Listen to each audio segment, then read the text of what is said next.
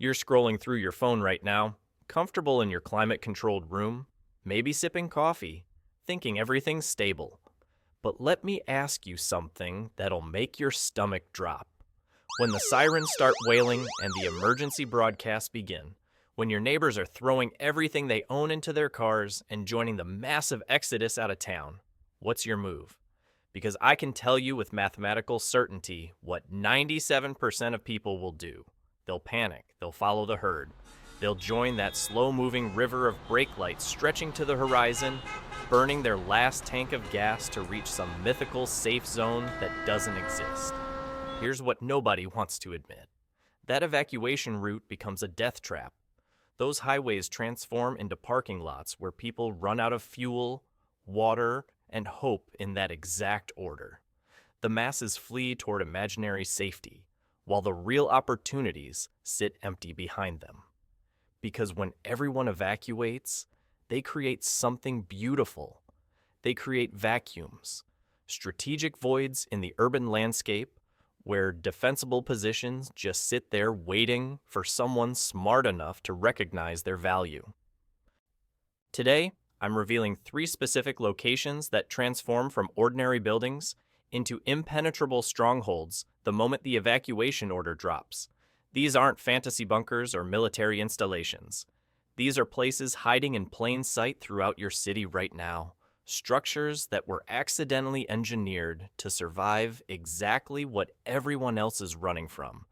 And when the stampede begins, they'll be completely abandoned. This isn't about joining the herd mentality.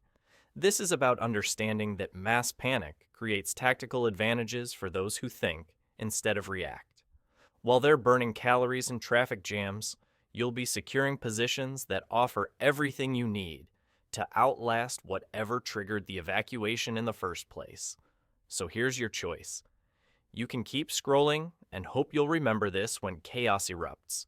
Or you can spend the next 15 minutes learning how to own the emptiness while everyone else owns nothing but regret. Let's start with location number 1, the vertical maze that becomes your castle. Multi-story climate-controlled self-storage facilities. Picture this scenario. It's hour 3 of whatever catastrophe just hit. The highways are completely gridlocked. Emergency services are overwhelmed. Looters are smashing into every obvious target they can find. And you're walking calmly toward a 5-story self-storage building that looks completely worthless to every desperate person running past it. They see a building full of someone else's junk. Old furniture, holiday decorations, boxes of memories nobody needs when survival mode activates. You see something entirely different. You see a concrete fortress with hundreds of individual defensible positions, limited access points, and complete invisibility to the panicked masses. The defensive architecture is almost mathematically perfect. Each floor contains dozens of storage units with reinforced steel doors and individual locks. The hallways are narrow, creating natural choke points where numbers don't matter. There are typically 2 stairwells, maybe an elevator shaft. That's your entire attack surface. Now run the tactical mathematics. To reach you on the 4th floor, any threat has to breach the main entrance, navigate to the correct stairwell, climb multiple flights while completely exposed, move through corridors where you control every angle, then breach whatever steel door you've chosen to reinforce. That's not a quick smash and grab. That's a siege operation requiring resources, coordination, and time that desperate people simply don't possess. But the real genius lies in the layered fallback strategy. You don't defend just one position, you defend depth. Secure the main entrance. Barricade stairwell access on your floor. Choose a unit and reinforce it heavily. If that position gets compromised, you fall back to the next unit, then the next, then the next. An attacker would need to breach dozens of steel barriers to reach you. Each breach costs precious time, energy, and creates noise that draws attention they definitely don't want. The stealth factor multiplies this advantage exponentially.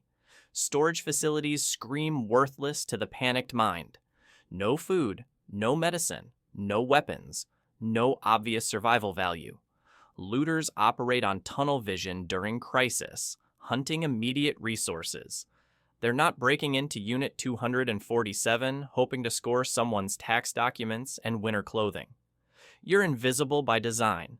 These buildings offer infrastructure advantages that most people never consider. Climate control systems provide temperature regulation and air circulation. Electrical access throughout the structure means you can tap into existing wiring for lighting or communication equipment. The concrete construction provides thermal mass, sound dampening, and protection from environmental hazards. Top floor positions give you gravitational advantage and sight lines down stairwells. Airwells. The concrete structure itself becomes your fortress foundation. These buildings weren't designed as defensive positions, but physics doesn't care about original intent. Concrete walls don't catch fire easily. They stop small arms projectiles. They provide radiation shielding in worst-case nuclear scenarios. You're inheriting military-grade protection that someone else built and paid for. Security systems become tactical intelligence even when they're dead. Camera positions show you where the designers expected intrusions. Motion sensor layouts reveal natural approach routes.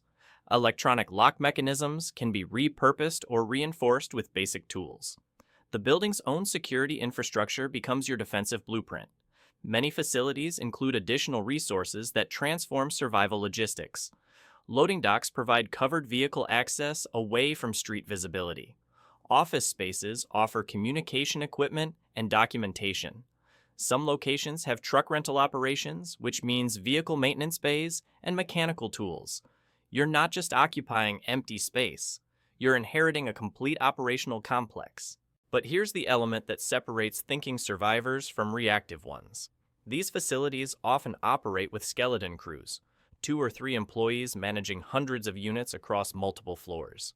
When evacuation orders hit, there's no owner living on site, no corporate security team, no reason for anyone to defend the property itself. The building becomes an infrastructural ghost within hours. Map every multi-story storage facility within reasonable distance of your location right now.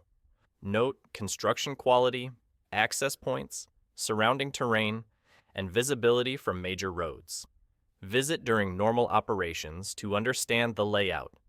Because when everyone's fighting over the last case of bottled water at the supermarket, you'll be walking into a structure specifically designed for compartmentalized security. Location number 2 shifts our tactical thinking completely. We're moving from vertical defense to resource production, craft breweries, and micro distilleries.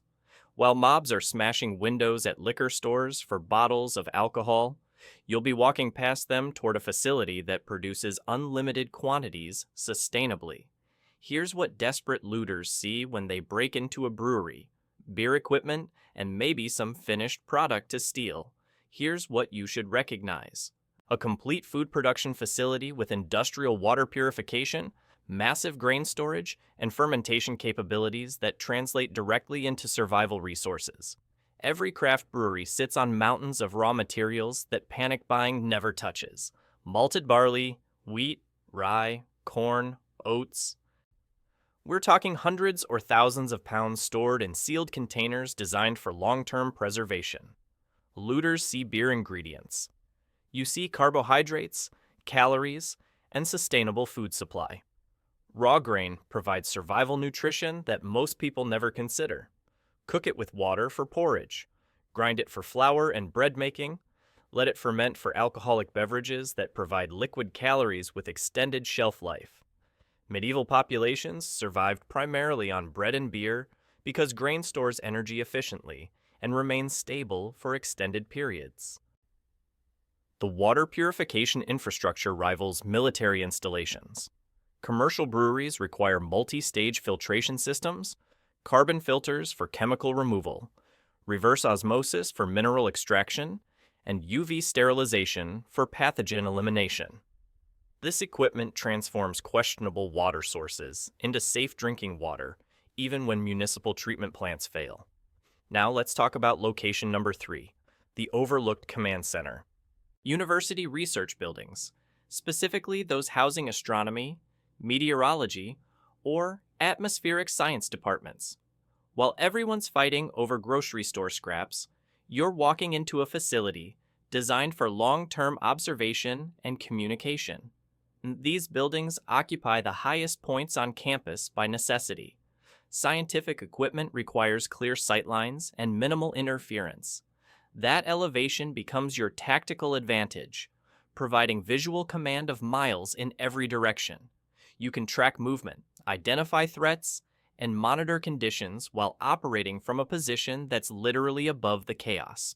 The infrastructure rivals government installations, independent power systems because scientific instruments can't tolerate grid interruptions, backup generators, and battery banks designed for continuous operation, radio equipment capable of long-range communication, weather monitoring systems that provide environmental intelligence, computer networks that might maintain local functionality even when broader systems fail.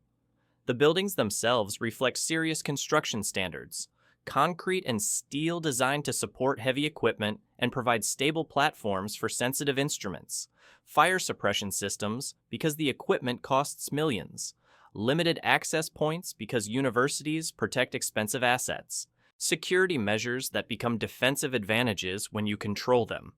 But here's the psychological element that matters most. Universities scream irrelevant during crisis. People think about immediate survival, not education or research. These facilities become invisible to panicked minds focused on food, water, and weapons. You're occupying critical infrastructure that everyone else dismisses as worthless. The knowledge repositories inside these buildings provide long-term value beyond immediate survival. Technical manuals, research data, scientific instruments, and communication equipment. When the internet disappears permanently, physical information becomes priceless. You're not just securing a defensive position, you're preserving human knowledge. So there you have it. 3 locations that transform from mundane buildings into fortress-grade positions the moment everyone else runs. Storage facilities provide layered defense and invisibility. Breweries offer sustainable resource production. Research buildings deliver command and control capabilities. The choice is yours. Join the evacuation stampede and hope for the best. Or recognize that mass panic creates strategic opportunities for those who think while others react. Map these locations now before you need them desperately, because when the sirens start wailing, you'll have minutes to act while everyone else burns hours in traffic.